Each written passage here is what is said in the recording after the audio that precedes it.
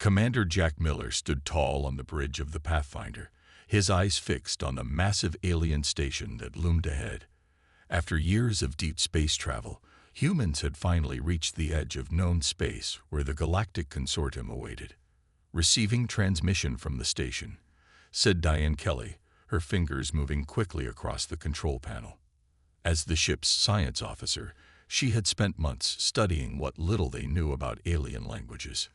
"Put it through," Jack ordered, straightening his uniform. The main screen flickered to life, revealing a tall, blue-skinned alien with large, reflective eyes that reminded Jack of polished silver coins. "Greetings, humans of Earth. I am Admiral Zorn of the Vraxian High Command. The Consortium welcomes you to Outpost Sigma." Jack stepped forward. "Thank you, Admiral.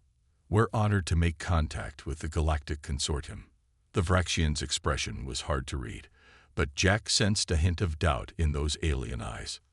"Your species has progressed quickly from planetary travel to deep space exploration," Admiral Zorn said. "Some members of the Consortium question whether humans are ready for galactic integration." Sam Wright, the security chief, tensed beside Jack. His hand moved instinctively toward his sidearm, but Jack gave him a subtle warning glance. "We understand your concerns," Jack replied calmly. "Earth is young compared to your civilizations, but we're eager to learn and contribute." The Admiral studied them for a long moment. "The Consortium has catalogued over 15,000 species across 3 galactic arms. Each brings unique perspectives and abilities. What does humanity offer?" Jack had prepared for this question. Adaptability. "Humans thrive in environments that others might find challenging. We solve problems in unexpected ways." This seemed to interest the Vraxian. "Interesting. Most species specialize. The Malorians are natural diplomats. The Trell are unmatched engineers. You claim humans are generalists." "Exactly," Diane chimed in. "Our history forced us to adapt constantly. We're not the strongest or fastest, but we're versatile." The Admiral's head tilted slightly. "Very well. The Consortium has agreed to a probationary period. Your crew will join our exploration vessel Starseeker as observers." After the transmission ended, the bridge erupted in excitement. Humanity had taken its first step into a larger community of worlds. Jack ordered the Pathfinder to dock with the alien station. As they walked through the massive docking bay, Jack noticed how different the crew looked from the various aliens moving about. Some had multiple limbs, others appeared almost ghostly, and a few moved on what looked like clouds of gas rather than legs. "They're all watching us," Sam whispered, noticing the curious stares from passing aliens. "Wouldn't you?" Jack replied with a small smile. "We're the newcomers here." Admiral Zorn met them at the central hub, accompanied by representatives from other species. "These will be your colleagues aboard the Starseeker," he explained. "The mission will explore uncharted systems in the Perseus Arm." Jack noticed the subtle condescension in how the aliens addressed them, as if speaking to children. The Vraxians clearly considered humans primitive, useful perhaps, but not equals. "When do we depart?" Jack asked. 2 cycles, Admiral Zorn replied. "Enough time for basic orientation. The Starseeker's mission is primarily scientific, but unexplored space holds many dangers." Jack nodded, feeling a mixture of excitement and uncertainty. Humanity had dreamed of this moment for centuries. First contact with an advanced alien civilization. Yet something in Admiral Zorn's manner suggested the Consortium had much to learn about humans. Little did any of them know just how much. 3 months had passed since Jack and his crew joined the Starseeker. They had visited 7 star systems, catalogued dozens of planets, and slowly earned some respect from their alien colleagues. Still, most Consortium members treated humans as curious pets rather than equals. "Commander Miller, please report to the bridge," came Admiral Zorn's voice over the ship's comm system. Jack found the bridge buzzing with activity. A large screen showed a blue-green planet rotating slowly against the black of space. "We've discovered an unmapped world," Admiral Zorn explained as Jack entered. Our initial scans show rich plant and animal life. Your team will join the survey mission. Diane studied the readings from her station. The atmosphere is breathable. Temperature ranges from tropical at the equator to temperate at mid-latitudes. Perfect conditions for diverse life forms, added Krell, a six-limbed Malorian scientist who had become friendlier to the humans than most. The Starseeker entered orbit, and soon Jack, Diane, and Sam joined the alien survey team on a shuttle heading to the surface. They named the planet XP-372, another number in the consortium's vast catalog. As they descended through wispy clouds, Jack spotted vast forests stretching to the horizon, broken by winding rivers and open plains. It reminded him of Earth before cities covered much of its surface. The shuttle landed in a small clearing. Stepping outside, Sam took a deep breath. Smells like pine and something sweet. Admiral Zorn led the team, his silver eyes scanning the surroundings. Standard protocol. We observe first. No interaction with native species until we understand the ecosystem. The mixed team of humans and aliens began setting up a base camp. Sensors were placed in a wide circle to monitor the area. Samples of soil, plants, and water were collected for analysis. On the second day, they found the first signs of trouble. Admiral, you need to see this, Diane called from the edge of the camp. She pointed to a massive tree that had been clawed deeply, strips of bark hanging loose. Something big did this, Sam said, placing his hand against the marks. And strong. Krell scanned the tree with a handheld device. These marks are recent, less than one rotation ago. As they ventured further from camp, they found more disturbing signs. A large animal, similar to a deer from Earth, lay dead in a clearing. It hadn't been eaten but killed efficiently with a single wound to the throat. This doesn't make sense, Admiral Zorn said, studying the carcass. Predators kill for food. Not always, Jack replied. Some kill for territory or practice. The Admiral's expression darkened. The consortium has catalogued predator behavior on thousands of worlds. This is unusual. They found 3 more kills before returning to camp, each showing the same pattern: clean, efficient kills with minimal feeding.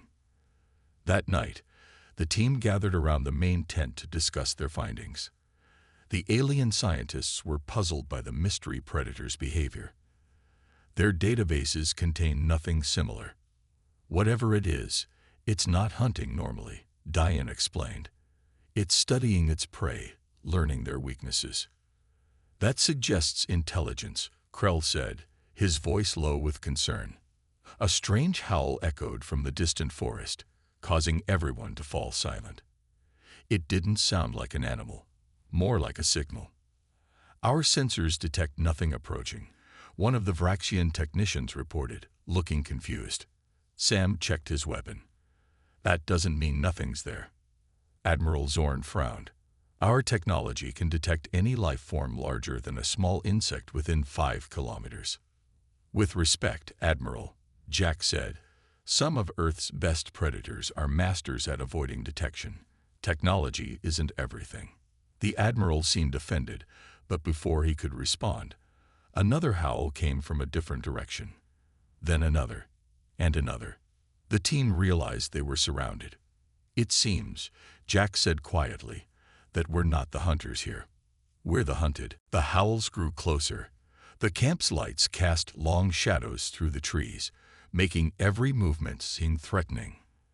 Everyone back to the shuttle, Admiral Zorn ordered, his voice tight with tension. No time, Jack said, looking at the darkness between them and their escape. They're between us and the shuttle. We need to defend here. Sam was already moving. Form a circle, backs to the center. Diane, get the flares ready.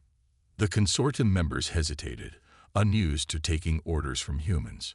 In that moment of confusion, the attack came. Dark shapes burst from the forest's edge. Creatures the size of large wolves, but with 6 legs and scaled skin that reflected the camp lights. Their heads were flat with rows of sharp teeth, and they moved with terrifying speed. Fire! Jack shouted as the first creature leaped toward them. The aliens raised their energy weapons, but the beams scattered strangely in the air, barely slowing the attackers. Sam fired his projectile weapon, dropping the first creature, but more followed. "Our weapons aren't working properly," cried Krell, backing away as his energy rifle fizzled out. "Something in the atmosphere must interfere with the energy discharge," Diane shouted, grabbing a metal rod from their equipment. In the chaos that followed, something remarkable happened. While the highly advanced consortium members faltered, the humans shifted into action with practiced ease. Jack grabbed a fallen branch, setting one end on fire using their camp stove. Fire! These creatures will fear fire. Sam organized the defense, positioning stronger team members to protect the scientists. Use anything solid as a weapon. Aim for their eyes or throats. Diane noticed patterns in the attacks. "They're testing our defenses. Don't let them find a gap." The aliens watched in shock as the humans transformed before their eyes. Gone were the polite diplomats. In their place stood something primal and dangerous. Jack moved with quick, efficient motions, his face calm despite the danger. Sam fought with controlled violence that made even the Vraxian warriors uncomfortable. Diane analyzed the predator's movements and called out warnings with remarkable accuracy. "They're circling left. Weak spot forming." A Vraxian scientist fell, screaming as one creature lashed onto his leg. Instead of freezing or panicking, Jack rolled across the ground, thrust his burning branch into the attacker's face, and pulled the alien to safety. "How did you know what to do?" gasped the Vraxian as Diane treated his wound. "Basic survival," Jack replied, already turning back to the fight. "Humans have been prey and predator throughout our history."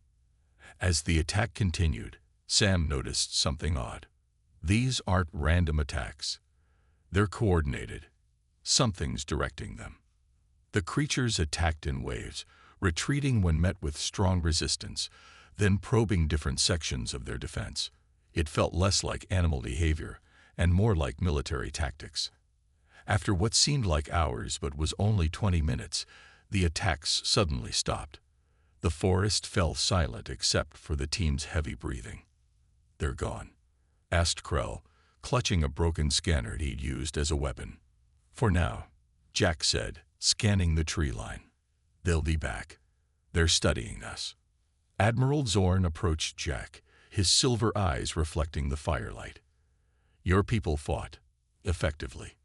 "We did what was necessary," Jack replied. "No," the Admiral said quietly. "You did more. You adapted instantly. You showed no fear. Even our most elite warriors require training to overcome their fear response." Diane joined them, her clothes torn and dirty but her eyes alert. "It's not that we don't feel fear, Admiral. Humans evolved using fear as a tool, not an obstacle." As the team regrouped, checking injuries and repairing damaged equipment, the aliens watched the humans with new eyes. Something had changed in how they viewed their human colleagues. "Those creatures weren't the apex predator we detected earlier," Sam said, cleaning his weapon. "They were scouts." "How can you know this?" Admiral Zorn asked. Jack pointed to tracks near the edge of the clearing. "Because something larger has been watching us the entire time." Morning came with a tense quiet. The team reinforced their camp, gathering weapons and building simple barriers. Jack insisted on sending a small group to scout the surrounding area. "We need to know what we're dealing with," he explained to Admiral Zorn. "Sitting here waiting for another attack is dangerous." The Admiral reluctantly agreed. "Take Krell with you. His scanning equipment may still function at close range." Jack nodded, choosing Sam and Diane to complete the team. They moved carefully through the forest, following the tracks Sam had spotted the night before. "These prints are strange," Sam said, kneeling beside a clear impression in the soft earth. "Almost like a big cat, but with an extra toe." Krell scanned the print. The cellular residue shows unknown DNA, not matching any known predator species. They continued for another hour, finding more signs. Broken branches too high for natural animals, claw marks that seemed deliberately placed, and the remains of the wolf-like creatures that had attacked them. Something killed its own scouts, Diane observed, examining the carcasses. Executed them for failing. That suggests a level of intelligence beyond animal instinct, Krell said, his voice hushed. The trail led them to a cliff face covered in thick vines. Sam noticed a slight difference in the pattern and pulled the vegetation aside, revealing a metallic door built into the rock. This isn't natural, Jack said. This is constructed. Krell's scans confirmed it. Artificial structure. Very old, perhaps thousands of years. With cautious movements, they found a way to open the ancient door, revealing a dark corridor leading deep into the cliff. Emergency lights on their equipment provided just enough illumination to navigate forward. The passage opened into a large chamber filled with dusty equipment, display screens, and what appeared to be containment units. Most were broken open from the inside. "This is a laboratory," Diane whispered, studying the alien writing on the walls. Someone was experimenting here. Krell connected his translator to one of the still-functioning terminals. His multiple limbs trembled as data flooded his device. "I can't believe it," he said. "This is a Krell facility." "Krell?" Jack asked. "An ancient species believed to be merely legendary. They nearly conquered the early consortium before mysteriously disappearing." Krell's eyes widened as he read more. This was a weapons development site. They were creating biological weapons, genetically engineered predator species. Sam examined the broken containment units. Looks like their experiments got loose. Diane found another terminal and managed to activate it. Images appeared showing various creatures, some resembling the wolf things that attacked them, others far more terrifying. They were combining traits from different apex predators across the galaxy, she explained, scrolling through the files. Creating the perfect hunters. Jack spotted something on one screen that made his blood run cold. "Diane, what's that file?" "The one marked with the red symbol." She opened it. The screen showed a primitive human hunting party from Earth's ancient past. They were studying humans, she said in disbelief. The Krell visited Earth thousands of years ago. Krell translated more text. They considered humans promising subjects, not for their physical attributes, but for their hunting methodology and adaptability. A deep rumbling sound echoed through the facility. The lights flickered, and dust fell from the ceiling. "Something's coming," Sam warned, readying his weapon. Jack accessed the facility's map from the terminal. "There's a central chamber deeper inside. Looks like a primary containment area." "We should return to camp," Krell insisted. "Inform Admiral Zorn of what we found." "No," Jack said firmly. "If these are escaped experiments, they've been contained on this planet for millennia. Our arrival might have triggered something. We need to understand what we're facing." The rumbling grew louder, followed by a sound that wasn't quite a roar and wasn't quite speech. "I think," Diane said quietly, "we're about to meet the apex predator." Jack's team hurried back to the camp, constantly checking behind them. Something was following, keeping just out of sight, but making its presence known with occasional sounds, clicks and low growls that seemed almost like speech. When they reached the camp, they found Admiral Zorn trying to contact the Starseeker. "Communications are blocked," the Admiral said, frustration clear in his voice. "We can't reach the ship." Jack quickly explained what they had discovered: the Krell laboratory, the genetic experiments, and the evidence that humans had been studied. "The Krell are myths," one of the Vraxian scientists argued. "Stories to frighten children. The facility is real," Krell countered, showing the data he had collected. "And these experiments have been loose on this planet for thousands of years, evolving and adapting." Admiral Zorn studied the information with growing concern. "We must evacuate immediately. This mission is now too dangerous." "We can't," Diane said. "Something is blocking communications. The shuttle systems are also affected. It won't launch." The Admiral's silver eyes narrowed. "Then we must restore communications. Our priority is to contact the Starseeker. Jack shook his head. With respect, Admiral, our priority should be neutralizing the threat. These creatures are intelligent and curious about us. They're studying our responses, learning our weaknesses. A debate broke out among the team. The consortium members wanted to focus all efforts on escaping, while Jack argued for a more direct approach. I propose we split into two groups, Jack finally said. Most of you can work on communications. My team will track the main predator. That's suicide, Admiral Zorn said flatly. Sam stepped forward. Not for us. Humans have been hunting dangerous predators since before we had proper tools. It's in our blood. After much argument, the Admiral reluctantly agreed. The camp would focus on repairing communications while Jack led a smaller team. Sam, Diane, Krell, who volunteered, and two curious Vraxian security officers. Jack's team prepared simple but effective weapons. Sam fashioned spears by attaching knives to poles. Diane prepared traps using equipment parts and local materials. The Vraxians watched with confusion. Why not just use energy weapons? One of them asked. Because they don't work well here, Jack explained. Sometimes older methods are more reliable. They followed the trail back to the Krell facility and ventured deeper inside.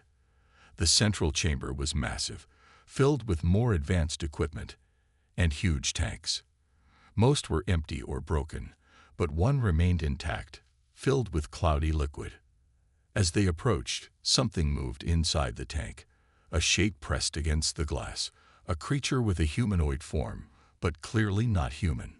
Its skin was pale, its limbs too long, and its face a disturbing mix of human and animal features. This must be their primary creation, Diane whispered, studying the creature. Look at the features. It has traits from dozens of species. Krell scanned it, including human DNA. This was their masterpiece, a hunter with human intelligence but enhanced physical abilities. Suddenly, the lights in the facility brightened. Ancient machinery hummed to life around them. The tank began to drain. Someone activated the systems, Sam warned, raising his makeshift spear. Not someone, Jack said quietly. Something. The system is automated, triggered by our presence. The liquid drained completely, and the glass barrier began to rise. The creature remained still, eyes closed. Is it dead? One of the Vraxians asked hopefully. The creature's eyes snapped open, intelligent, calculating eyes that scanned each of them in turn. When its gaze fell on the humans, it seemed to pause with recognition. In a movement too fast to follow, it leaped from the tank, landing silently on the floor. It stood upright, easily 7 feet tall, its body perfectly balanced like a predator ready to spring. It opened its mouth, revealing rows of sharp teeth, and made a sound that chilled them all. Not a roar, but words. Broken, halting, but unmistakably speech. "Human," it said, its head tilted with curiosity. "Teacher." Everyone froze as the creature studied them. The Vraxians raised their weapons, but Jack motioned for them to wait. "Teacher," Jack repeated carefully. "You mean humans taught you?" The creature moved with liquid grace, circling them. "Long ago, Krell bring humans. Study, learn, combine." Its speech was broken but improving with each word. Diane stepped forward despite Sam's protective gesture. "The Krell combined your DNA with humans." The creature nodded, an eerily human gesture. "Many species, best hunters, best killers." It pointed at the humans. But humans, different. Humans hunt with mind. Krell's scanning device beeped urgently. More life signs approaching. The smaller predators are coming. The creature's head tilted. "My children. They serve." It made a sharp clicking sound, and the approaching footsteps stopped. Jack realized this creature controlled the wolf-like predators that had attacked their camp. "Why did you attack us?" "Test," the creature replied simply. "Always test new arrivals. Most run, most die." Its gaze fixed on Jack. "You fought. Like humans before." Sam kept his weapon ready. What happened to the Krell? The creature's mouth formed what might have been a smile. They'd make us too well. Cannot control. It gestured to the facility around them. They seal us here. Leave. A new understanding dawned on Jack. The Krell abandoned their project because their creations were too dangerous. The creature nodded again. We wait. Learn. Grow stronger. It looked directly at the humans. Humans special. Krell fear humans most. This statement shocked the team. Admiral Zorn's voice came through their communicators, breaking the tension. Commander Miller, communications are partially restored. What's your status? We've made contact with the primary subject, Jack replied, never taking his eyes off the creature. It's intelligent and can communicate. Retreat immediately, the Admiral ordered. That's a direct. The communication cut off as the creature made a gesture. No leave yet. Show you truth first. It led them deeper into the facility, to a room filled with ancient data storage. The creature activated a terminal, and images appeared on a large screen, recordings of Krell scientists discussing their work. Though the language was unknown, the equipment translated portions. The Krell had been creating biological weapons, combining traits from the most effective predator species across the galaxy. They had brought samples from hundreds of worlds, including early humans from Earth. The final recording showed a Krell scientist speaking urgently. Project terminated. Human subjects demonstrate unexpected abilities. They adapt too quickly, learn our methods, and show remarkable problem-solving skills, even without technological advantages. Most concerning, they form cooperative hunting groups and share knowledge. If these traits were successfully integrated into our enhanced specimens, we could lose control. Earth must remain quarantined. The recording ended. The creature watched their reactions with intelligent eyes. Now you understand, it said. Krell fear humans most. Not strongest, not fastest, but most dangerous. Diane looked at the data more closely.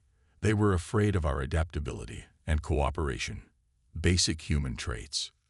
Yes, the creature confirmed. Humans hunt with mind, not just body. Humans work together. Humans make tools, plan, trap, think. It pointed to its own head. My human part makes me leader. A distant explosion rocked the facility. The creature turned sharply. Your friends attack my children. Not understand. Jack quickly activated his communicator. Admiral, ceasefire. We're in contact with an intelligent being. The situation is under control. Negative, Commander, came the Admiral's voice. We've detected the shuttle systems are operational. We're extracting all personnel immediately. The creature's expression darkened. They fear, so they attack. Like all prey. Jack realized they were standing at a dangerous crossroads. The Admiral's actions could trigger a conflict, but he also understood the creature before them was designed as a weapon, regardless of its intelligence. The creature seemed to read his thoughts. You understand, Hunt. You understand, Predator. It stepped closer to Jack. Will you hunt with us, or be hunted? Jack looked at the creature standing before him. Despite its frightening appearance, he recognized the intelligence in its eyes, a familiar spark of reason and curiosity. We don't need to hunt each other, Jack said firmly. There's another option. The creature tilted its head, confused but interested. Before it could respond, another explosion shook the facility. Admiral, stop the attack. Jack shouted into his communicator. We can resolve this peacefully. Impossible, Admiral Zorn replied. These creatures are biological weapons. The consortium protocols are clear. Jack turned to the creature. Can you stop your children from attacking my people? The creature made a series of clicking sounds. Done. But they will defend if attacked. Jack looked at his team. We need to get back to camp and stop this before it escalates. They hurried through the facility, the creature moving alongside them with incredible speed and grace. When they emerged outside, they found chaos. The smaller predators had formed a perimeter around the camp, but weren't attacking. The consortium members were preparing for a final assault. "Admiral, stand down," Jack called as they approached. "I've negotiated a truce." Admiral Zorn's silver eyes widened at the sight of the creature walking openly with the humans. "That's impossible. It's a mindless weapon." "Far from mindless," Diane countered. "It's intelligent and can communicate. The Krell created it too well. It has the best traits of many species, including human intelligence." The creature stepped forward, causing several consortium members to raise their weapons nervously. "No fight," it said clearly. "This planet our home. You leave, we stay." Admiral Zorn looked between Jack and the creature. "You expect me to believe a genetically engineered predator wants peace? It wants survival," Jack explained. "Just like us. Fighting isn't in its best interest, and it's smart enough to know that." Over the next few hours, a tense negotiation unfolded. The creature, which called itself Vex, agreed to remain on the planet with its kind. In exchange, the consortium would mark the planet as restricted but would send occasional research teams to study and communicate with Vex's people. As the team prepared to leave, Admiral Zorn approached Jack privately. "I've served the consortium for 50 years, the Admiral said. "I've encountered hundreds of species, but never have I been so mistaken about one." "About the creatures?" Jack asked. "About humans," Zorn clarified. "We classified you as aggressive omnivores with minimal potential. We were wrong." He paused. "The records you found in the Krell facility have been transmitted to the Consortium Council. They're disturbed by the implications." "Which are?" Jack pressed. "That beneath your polite exterior lies the galaxy's most efficient predator. You don't have claws or venom or superior strength. You have something more dangerous. Adaptability, cooperation, and problem-solving that exceeds most known species."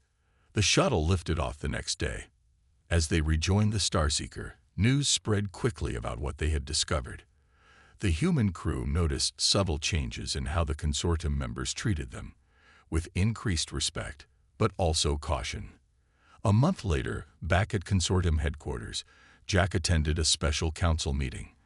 The consortium formally reclassified humans from developing species to protected ally status, granting Earth full membership. After the ceremony, Admiral Zorn explained the unusual decision. "Many argued that humans should be monitored or even contained," he admitted, "but I convinced them otherwise." "Why?" Jack asked. "Because I've seen how you hunt, Commander Miller. I've seen how you think. And I've learned an important lesson." The Admiral's silver eyes met Jack's. "Better to have humanity as an ally than as potential prey." Jack smiled slightly. "We prefer friends to hunting partners, Admiral." "Perhaps," Zorn replied. "But the galaxy will sleep better knowing Earth's predators are on our side."